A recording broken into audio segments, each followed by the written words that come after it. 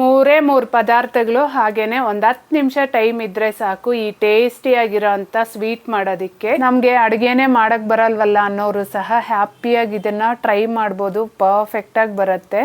ಈ ಸ್ವೀಟ್ ಮಾಡೋದಕ್ಕೆ ಮೊದಲಿಗೆ ಫ್ರೈ ಪ್ಯಾನ್ಗೆ 1 ಕಪ್ಪಷ್ಟು ಹುರ್ಗಡ್ಲೆ ಅಥವಾ ಕಡಲೆಪಪ್ಪನ್ನ ಹಾಕ್ಕೊಂಡು ಸ್ಟವ್ನ ಮೀಡಿಯಂ ಫ್ಲೇಮಲ್ಲೇ ಇಟ್ಕೊಂಡು 2 ರಿಂದ 3 ನಿಮಿಷ ಹುರ್ಕೊಂಡ್ರೆ ಸಾಕು. ನೀವು ತಗೊಳ್ಳೋ ಅಂಥ ಹುರ್ಗಡ್ಲೆ ಏನಾದರೂ ಫ್ರೆಶ್ ಆಗಿದ್ದರೆ ಈ ಸ್ಟೆಪ್ನ ಸ್ಕಿಪ್ ಮಾಡ್ಬೋದು. ಹುರ್ಗಡ್ಲೆ ಏನಾದರೂ ಮೆತ್ತಗಿದ್ರೆ ಒಂದು ಸ್ವಲ್ಪ ಇದು ಕೈಗೆ ಬೆಚ್ಚಗಾಗುವಷ್ಟು ಹುರ್ಕೊಂಡು ಪೂರ್ತಿ ತಣ್ಣಗಾದ್ಮೇಲೆ ಒಂದು ಮಿಕ್ಸರ್ ಜಾರಿಗೆ ಹಾಕ್ಕೋಬೇಕು. ಹುರ್ಗಡ್ಲೆನ ಪೂರ್ತಿ ತಣ್ಣಗಾದ್ಮೇಲೆ ಮಿಕ್ಸರ್ ಜಾರಲ್ಲಿ ಪುಡಿ ಮಾಡಿಕೊಂಡ್ರೆ ಚೆನ್ನಾಗಿ ನುಣ್ಣಗೆ ಪುಡಿ ಆಗೋಗುತ್ತೆ. ಈಗ ನಾವು ಹುರ್ಗಡ್ಲೆ ತೊಗೊಂಡಿದ್ವಲ್ಲ ಅದೇ ಕಪ್ಪಲ್ಲಿ 3/4 ಕಪ್ಪಷ್ಟು ಸಕ್ಕರೆನ ಹಾಕ್ಕೊತಾ ಇದ್ದೀನಿ. ಹಾಗೆಯೇ ಒಂದು ಒಳ್ಳೆ ಟೇಸ್ಟು ಹಾಗೆ ಫ್ಲೇವರ್ಗೋಸ್ಕರ 4 ಏಲಕ್ಕಿನ ಸಹ ಹಾಕಿ ಇದನ್ನು ನುಣ್ಣಗೆ ಪೌಡರ್ ಮಾಡ್ಕೋಬೇಕು. 1 ಕಪ್ ಹುರ್ಗಡ್ಲೆ ತೊಗೊಂಡ್ರೆ ಅದರಲ್ಲಿ 3/4 ಕಪ್ಪಷ್ಟು ಸಕ್ಕರೆನ ತೊಗೊಂಡ್ರೆ ಸ್ವೀಟ್ ಪರ್ಫೆಕ್ಟಾಗಿರುತ್ತೆ.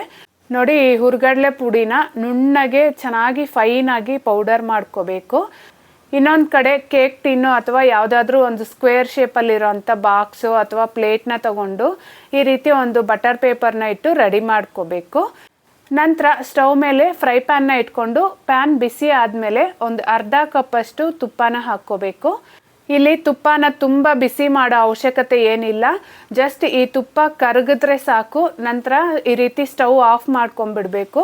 ಸ್ಟವ್ ಆಫ್ ಮಾಡ್ಕೊಂಡಾದ್ಮೇಲೆ ತುಪ್ಪ ಬಿಸಿ ಇರೋವಾಗ್ಲೇ ನಾವು ರೆಡಿ ಮಾಡಿ ಇಟ್ಕೊಂಡಿದ್ವಲ್ಲ ಈ ಹುರ್ಗಡ್ಲೆ ಹಿಟ್ಟು ಅದನ್ನು ಸೇರಿಸ್ಕೊಂಡು ಚೆನ್ನಾಗಿ ಮಿಕ್ಸ್ ಮಾಡ್ಕೋಬೇಕು.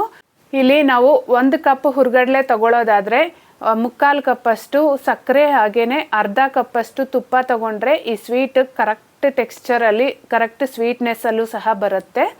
ಜಸ್ಟ್ ಇದನ್ನು ಈ ಪ್ಯಾನ್ ಬಿಸಿಗೇನೆ ಚೆನ್ನಾಗಿ ಮಿಕ್ಸ್ ಮಾಡ್ಕೊತಾ ಇದ್ರೆ ಸಾಕು. ನಾವು ಹಾಕಿರೋ ಅಂಥ ಹಿಟ್ಟು ತುಪ್ಪದ ಜೊತೆ ಚೆನ್ನಾಗಿ ಹೊಂದ್ಕೋಬೇಕಲ್ವಾ, ಅದಕ್ಕೆ ಇದನ್ನು 1-2 ನಿಮಿಷ ಈ ರೀತಿ ಕ್ಲೀನಾಗಿ ಮಿಕ್ಸ್ ಮಾಡ್ಕೋಬೇಕು.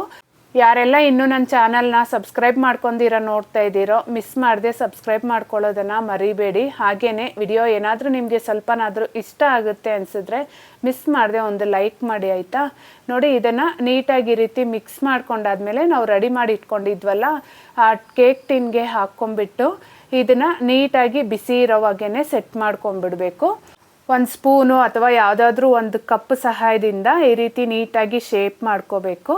ಇಲ್ಲ ಅಂದರೆ ಈ ರೀತಿ ಒಂದು ಸ್ಪ್ಯಾಚುಲಾ ಸಹಾಯದಿಂದ ನೀಟಾಗಿ ಸೆಟ್ ಮಾಡ್ಕೋಬೇಕು. ನೋಡಿ, ಇದನ್ನು ಈ ರೀತಿ ಪ್ರೆಸ್ ಮಾಡೋವಾಗ ಒಂದು ಸ್ವಲ್ಪ ತೆಳುವಾಯ್ತೇನೋ ಅಂತ ಅನಿಸುತ್ತೆ, ಹಾಗೇನೂ ಇಲ್ಲ. ಇದೆಲ್ಲ ಕ್ಲೀನಾಗಿ ಸೆಟ್ ಆಗೋಷ್ಟರಲ್ಲಿ ಕರೆಕ್ಟಾಗಿ ಬರುತ್ತೆ. ಈಗ ಇದನ್ನು ಹೊರಗಡೆ ಏನಾದರೂ ಇಡೋದಾದರೆ ಒಂದು 1 ಅವರ್ ಹಾಗೆ ಬಿಟ್ಬಿಡಬೇಕು. ಫ್ರಿಜ್ಜಲ್ಲಿ ಇಡೋದಾದರೆ ಒಂದು 10 ನಿಮಿಷದಿಂದ 1/4 ಗಂಟೆವರೆಗೂ ಇಟ್ಕೊಂಡ್ರೆ ಸಾಕು. ಕ್ಲೀನಾಗಿ ಗಟ್ಟಿಯಾಗಿಬಿಡತ್ತೆ, ಚೆನ್ನಾಗಿ ಸೆಟ್ ಆಗಿರುತ್ತೆ. ನಾನಾದರೆ ಒಂದು 10-15 ನಿಮಿಷ ಫ್ರಿಜ್ಜಲ್ಲಿ ಇಟ್ಟಿದ್ದೆ. ನೋಡಿ, ಕೈಗೂ ಸಹ ಏನೂ ಅಂಟ್ತಾ ಇಲ್ಲ, ತುಂಬ ಚೆನ್ನಾಗಿ ಬಂದಿದೆ. ನಾವು ಬಟರ್ ಪೇಪರ್ ಹಾಕಿರೋದ್ರಿಂದ ಎಲ್ಲೂ ಕೆಳಗಡೆ ಸಹ ತಳ ಅಂಟಿಲ್ಲ. ಈಗ ನಿಧಾನಕ್ಕೆ ಈ ಬಟರ್ ಪೇಪರ್ನ ತೆಗೆದುಬಿಟ್ರೆ ಆಯಿತು. ನೋಡ್ತಾ ಇರ್ಬೋದಲ್ಲ ಎಷ್ಟು ಚೆನ್ನಾಗಿ ಬಂದಿದೆ ಅಂತ.